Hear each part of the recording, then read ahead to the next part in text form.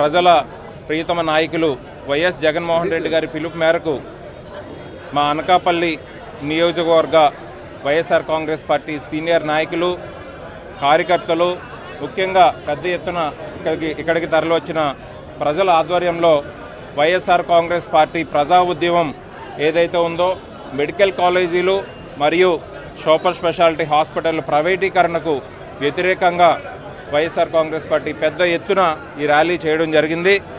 దీనిలో భాగంగా కోటి సంతకాల సేకరణ అనేటువంటి కార్యక్రమాన్ని పెద్ద ఎత్తున మా అనకాపల్లి నియోజకవర్గంలో ప్రతి గ్రామంలోని పట్టణంలోని కూడా ఈ సంతకాలు సేకరించి మా అధ్యక్షులు జగన్మోహన్ రెడ్డి గారికి వచ్చే నెల అందజేయడం జరిగింది। ఈ కోటి సంతకాల సేకరణ అనంతరం రాష్ట్ర గవర్నర్ గారికి అదేవిధంగా ప్రధానమంత్రి గారికి మా అనకాపల్లి ప్రజల తరపున ఆంధ్రప్రదేశ్ రాష్ట్ర ప్రజలందరూ కూడా ఏ విధంగా అయితే నష్టపోతారు ఈ మెడికల్ కాలేజీలు అలాగే హాస్పిటళ్ళు ప్రైవేటీకరణ చేస్తే మా తరపు నుంచి విన్నపం ఇవ్వడం జరిగింది। అంటే రాజశేఖర్ రెడ్డి గారు వైఎస్ రాజశేఖర్ రెడ్డి గారు పేద మధ్యతరగతి కుటుంబాలని వాళ్ళ లైఫ్ స్టైల్ ఒక స్థాయికి తీసుకురావడం జరిగింది। ఆ రోజు రాజశేఖర్ రెడ్డి గారు ఫీజు రియంబర్స్మెంట్ ప్రోగ్రాం పెట్టడం వలన ఈరోజు ప్రతి గ్రామీణ ప్రాంతంలోని పేద మధ్యతరగతి కుటుంబాల్లోని ఇంజనీర్లు ఎంతోమంది ఇంజనీర్లు అవడం జరిగింది।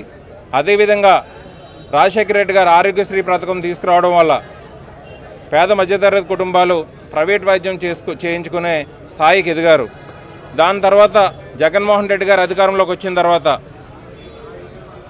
రాజశేఖర రెడ్డి గారి అడుగుజాడల్లో నడుచుకుంటూ కేవలం జగన్మోహన్ రెడ్డి గారి 5 సంవత్సరాల పరిపాలనలో 17 మెడికల్ కాలేజీలు సూపర్ స్పెషాలిటీ హాస్పిటళ్ళు తీసుకురావడం జరిగింది। ఇది ఒక చరిత్ర అని చెప్పుకోవాలి।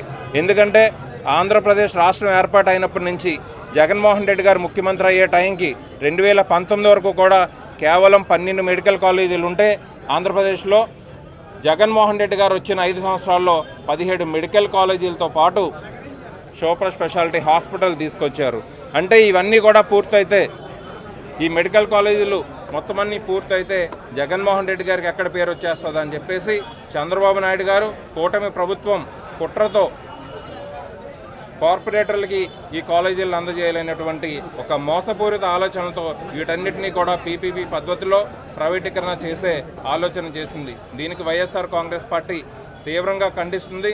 అన్ని ప్రాంతాల్లో కూడా సంతకాల సేకరణ పూర్తి చేసి ఈరోజు భరత్ కుమార్ గారి ఆధ్వర్యంలో ఇవాళ ఆర్డీఓ గారికి ఒక వినతిపత్రం అందించి ఇది కలెక్టర్ గారి ద్వారా ప్రభుత్వానికి కూడా ఇది ప్రజల ఆకాంక్ష ఏదైతే వైద్యము విద్య ప్రభుత్వమే బాధ్యత వహించాలి ప్రభుత్వమే నడపాలి అని మరి అలనాడు మన జగన్మోహన్ రెడ్డి గారు కానీ ఆయన తండ్రి గారు వైఎస్ రాజశేఖర రెడ్డి గారిని వైద్య విద్యకి ఎంతో పెద్దపీట వేశారు।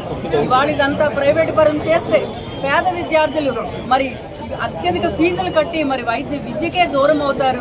మరి సూపర్ స్పెషాలిటీ 500 పడకల సూపర్ స్పెషాలిటీ హాస్పిటల్ ప్రతి జిల్లాకి కూడా శాంక్షన్ చేస్తే వాళ్ళంతా కూడా ప్రైవేటు పరం అవుతుంది।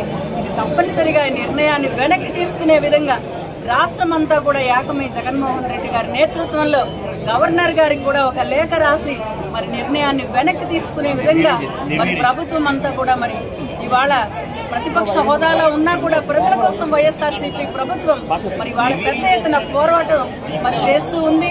మరి నిర్ణయాన్ని వెనక్కి తీసుకునేదాకా కూడా వైసీపీ ప్రభుత్వం పోరాటం చేస్తుందని మీ అందరికీ కూడా తెలియజేసుకుంటూ మరి కార్యక్రమానికి మరి కార్యక్రమం రాష్ట్ర వ్యాప్తంగా ఆంధ్ర రాష్ట్రంలో ఉన్నటువంటి 175 నియోజకవర్గాల్లో కూడా ఈ ప్రైవేట్ పరం చేసినటువంటి ఈ ఏవైతే ఈ గవర్నమెంట్ మెడికల్ కాలేజీలు ఈ స్పోర్ట్స్ హాస్పిటల్స్ కూడా ప్రభుత్వమే నడపాలి ప్రభుత్వ విధానం మార్చుకొని దాన్ని ప్రైవేట్ పరం చేయకుండా దీన్ని నడపాలన్నటువంటి దాంట్లో రాష్ట్ర వ్యాప్తంగా ఉన్న అన్ని నియోజకవర్గాల నుంచి 1 కోటి మంది చేత సంతకాలు చేసి గవర్నర్ గారికి సమర్పించేటటువంటి కార్యక్రమాన్ని మరి గౌరవ పార్టీ అధ్యక్షుడు జగన్మోహన్ రెడ్డి గారు తీసుకున్నారు।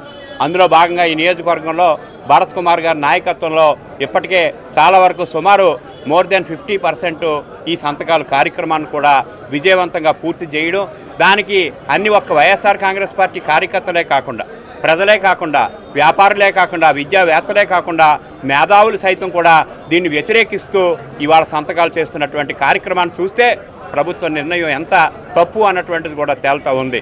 ఏదేమైనా మరి కూటమి ప్రభుత్వం వచ్చిన తర్వాత ప్రతిదీ ప్రైవేటు పరం, విద్య ప్రైవేటు పరం, వ్యవసాయం ప్రైవేటు పరం, ఆరోగ్యం ప్రైవేటు పరం, ప్రతి ఒక్కదాన్ని కూడా ప్రైవేటు వ్యక్తులకి తన స్వప్రయోజనాల కోసం దారాదత్తం చేసేటటువంటి విధంగా చంద్రబాబు నాయుడు చేస్తున్నటువంటి దీన్ని ప్రతి ఒక్కరూ కూడా ఖండించడానికి కార్యక్రమం చేస్తూ ఉన్నాం. మరి ఈరోజు జరిగినటువంటి కార్యక్రమంలో భరత్ గారి నాయకత్వంలో జరిగినటువంటి కార్యక్రమానికి ఇచ్చేసినటువంటి పార్టీ నాయకత్వానికి, పెద్దలకి, నాయకులకి, కార్యకర్తలకి, ముఖ్యంగా ప్రజానీకానికి, మరి ప్రింట్ అండ్ ఎలక్ట్రానిక్ మీడియా మిత్రులందరూ కూడా నా హృదయపూర్వక ధన్యవాదాలు తెలియజేస్తూ సెలవు తీసుకోవడం. జై జై జగన్.